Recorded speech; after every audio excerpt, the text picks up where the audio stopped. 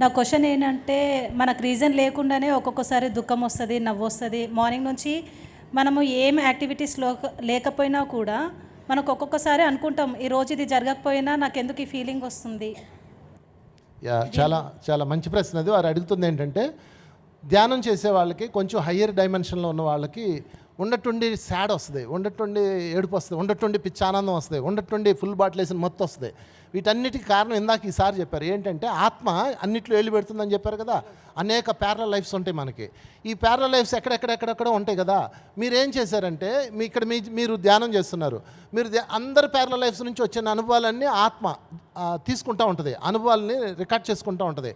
ఇక్కడ మీరేం చేశారు, ధ్యానం చేసి ఆత్మ అయిపోయారు. అప్పుడు ఏమవుతుందంటే, ఆ ప్యారలల్ లైఫ్స్ ఉన్న ఎక్స్పీరియన్సెస్ మీకు కూడా డాటా వస్తూ ఉంటుంది. అంటే అవుట్ గోయింగ్ మాత్రం వెళ్ళాల్సింది, ఇన్కమింగ్ కూడా వస్తుంటుంది. దాంతో మీకు కారణరహితంగా దుఃఖము, కారణరహితంగా సంతోషము, కారణరహితంగా వేదన, కారణరహితంగా రకరకాల అనుభవాలు వస్తుంటాయి.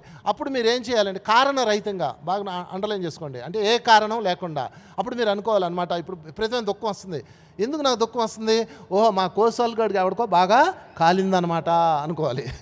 సో వాడు ఎవడో బాధలో ఉన్నాడనమాట అనుకోవాలి. ఆ విధంగా మీరు సాక్షితత్వాన్ని అలవాటు చేసుకోవాలి. Thank you very much. చాలా మంచి ప్రశ్న ఇది.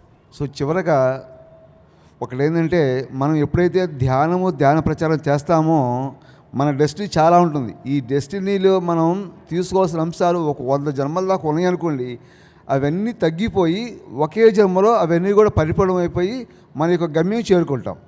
అది మనకి ఇక్కడ గొప్ప అవకాశం అనమాట అది.